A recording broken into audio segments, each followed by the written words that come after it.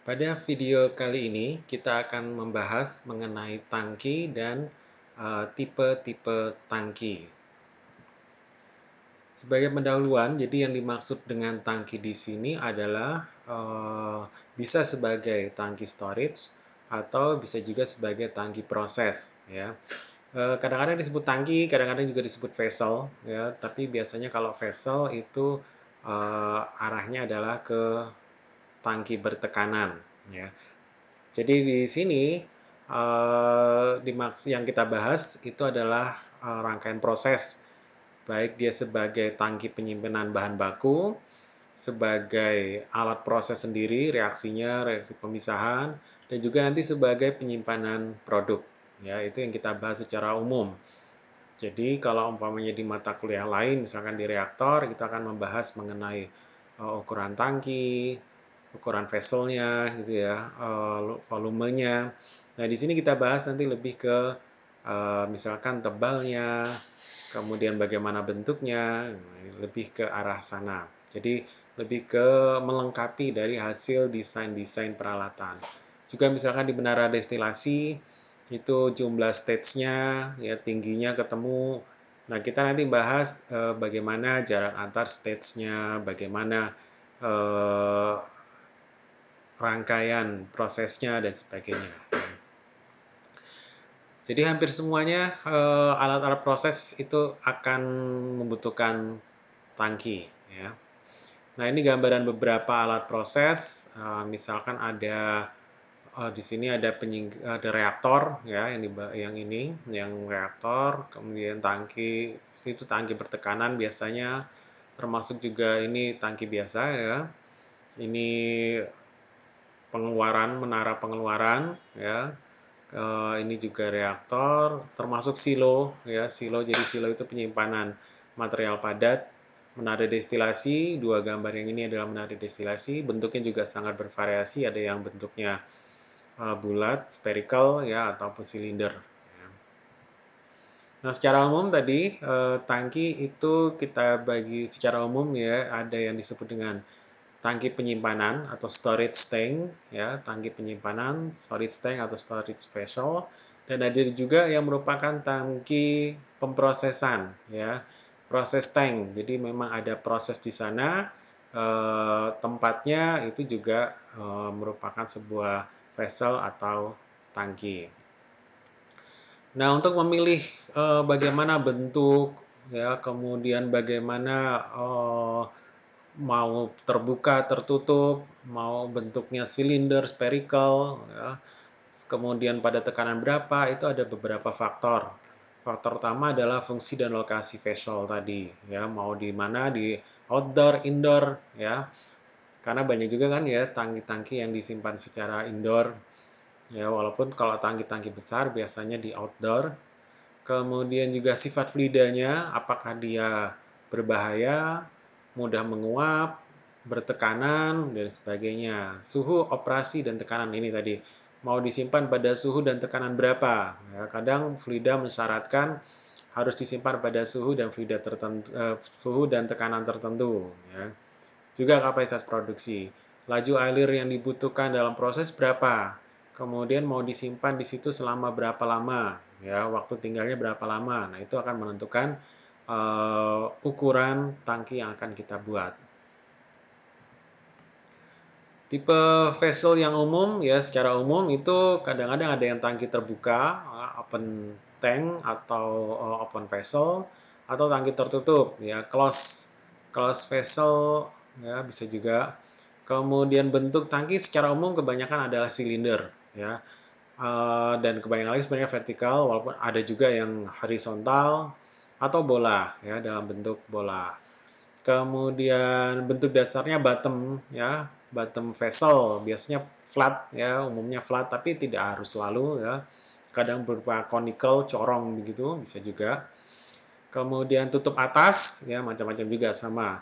Mau conical, mau dome, ya, setengah lingkaran atau bentuk apapun, ya. Itu tergantung dari tadi kondisi yang tadi disebutkan di slide sebelumnya tadi. Pertama open vessel, ya, vessel terbuka, ya, jadi dia Terbuka tentu adalah biasanya untuk sistem yang operasi batch ya. Jadi kadang misalkan reaktor batch, tapi tentu faktor yang utama sebenarnya adalah faktor keamanan ya. Jadi apakah dia aman seandainya dalam keadaan terbuka ya. Beberapa peralatan misalkan biasanya di settling tanki ya, biasanya pada unit pengolahan limbah. Nah, itu umumnya kita pakai yang open vessel atau mungkin juga penyimpanan air biasa saja ya. Kalau di dalam ruangan apalagi itu ya, itu biasanya open vessel cukup ya. Pada decanters ya, decanters kadang-kadang juga yang open. Reaktor kimia kalau memang tadi reaktor itu terutama yang batch biasanya ya. Saya kira kalau umpamanya tidak berbahaya reaksinya, tidak terlalu reaksi-reaksi sederhana saja, bisa jadi reaktor kimia terbuka. Kemudian reservoir ya, biasanya penyimpanan air. Umumnya sih ini yang reservoir ini. Jenis ini dapat digunakan untuk menyimpan material yang tidak rusak karena air dan polusi udara serta cuaca. Apalagi kalau yang outdoor, ya tentu akan diperhatikan seandainya hujan itu mempengaruhi atau tidak ya. Kalau tidak berpengaruh ya sudah tidak apa-apa ya. Kemudian polusi udara yang mungkin terjadi ya atau cuacanya misalkan kalau tidak berpengaruh ya tidak apa-apa. Jika cairan berubah karena pengaruh-pengaruh tersebut, maka harus dibutuhkan tutup ya atau tangki tertutup. Kalau spesial ini tangki tertutup biasanya ya mudah terbakar, toksit ya gas-gas yang dihasilkan juga tidak boleh lepas ke udara misalkan. Jadi bahan-bahan kimia mesti hampir semua bahan-bahan kimia itu dalam keadaan disimpan dalam keadaan tertutup. Ya, petroleum, ya apalagi yang mudah terbakar, nah itu jelas bentuknya tangkinya akan memakai tangki tertutup. Atap bisa berupa fixed roof ya atau floating roof. Jadi ada yang atapnya itu tetap ya biasanya pada bagian atas tangki atau mungkin berupa floating. Jadi bisa mengikuti tinggi tinggi permukaannya ya. Jadi kalau umpamanya dalam keadaan sedikit ya turun, kalau penuh naik lagi naik dan seterusnya. Fixed roof biasanya berbentuk dome atau cone ya macam-macam. Kalau dome itu berarti dalam bentuk setengah lingkaran atau cone itu corong ya dalam bentuk corong terbalik gitu. Conical. Kemudian fixed roof membutuhkan ventilasi untuk menghindari perubahan tekanan akibat perubahan suhu, pengisian dan pengeluaran cairan di dalam. Jadi kalau tangki tertutup biasanya ada semacam fan ya pengeluaran gas ya. Jadi jika tekanan di dalam gas itu tinggi dalam keadaan tertentu dia akan secara otomatis akan terbuka ya. Sehingga tidak ada akumulasi tekanan di dalam tangki. Nah, standarnya biasanya API 2000, API standar 2000 ya untuk yang venting atmosferik ya, pengeluaran fan-nya dan juga tekanan rendah, tangki tekanan rendah. Nah, itu nanti bisa dilihat di standarnya. Ini yang fixed roof, jadi atapnya tetap. Nah, ini kebetulan kalau di gambar ini bentuknya dome ya, setengah lingkaran, lingkaran begitu. Kalau ini yang floating, gambarannya jadi roof-nya, atapnya bisa bergerak ya sesuai dengan yang isi dari material yang disimpan.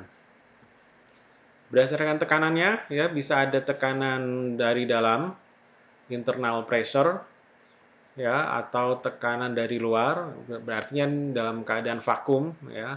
Jadi tekanan dari luar lebih tinggi daripada tekanan di dalam tangki sehingga tekanan dari luar ya, vakum external pressure kalau dilihat dari tekanannya.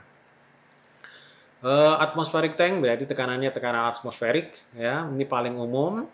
Kemudian biasanya kalau tekanan atmosferik ya sedikit di atas tekanan atmosferik ya masih kita anggap sebagai tekanan atmosferik ya. Di atas 0,0345 itu masih kita anggap sebagai tekanan atmosferik. Kalau low pressure ini berarti tekanannya rendah ya, tekanannya desain untuk tekanan yang sangat rendah ya, lebih tinggi daripada tekanan atmosferik tapi tekanannya rendah ya. Ini masih low pressure tank ya, berarti tangki yang sedikit di atas atmosferik. Ya, sekitar 1,1 termasuk yang low pressure tank ya. Kalau yang pressure vessel atau high pressure tanks itu yang di atas ya lebih tinggi lah tekanannya cenderung di atas 3, 4 dan seterusnya itu berarti yang pressure vessel ya tekanan tinggi. Nah, ini secara umum, jadi kalau ini tekanan atmosferik di sini ya 14,7, kalau dianggap sebagai tekanan absolutnya ya, maka di atas tekanan absolut itu kita sebut dengan tekanan gauge positif ya, PSIG begitu berarti nilai standarnya adalah di tekanan atmosferik itu kalau satuannya gauge. Kalau negatif itu bisa jadi dia sebenarnya tidak negatifnya itu terhadap tekanan atmosferik ya. Kemudian ada tekanan vakum, ya kalau sangat rendah, mendekati 0 gitu, lebih rendah dari standar tertentu. Kalau dari tebalnya kita kadang menyebutkan tangki bertekanan tebal dan tipis itu dilihat dari ukurannya ya. Kalau ketebalannya 1/20 dari jari-jarinya ya itu kita sebut tangki tipis. Tapi kalau kalau tebalnya tangki tadi lebih dari 1/20 jari-jari, maka kita sebut sebagai berdinding tebal. Letaknya ada tangki horizontal, ada tangki vertikal ya. Kalau horizontal biasanya ini untuk yang silinder ya.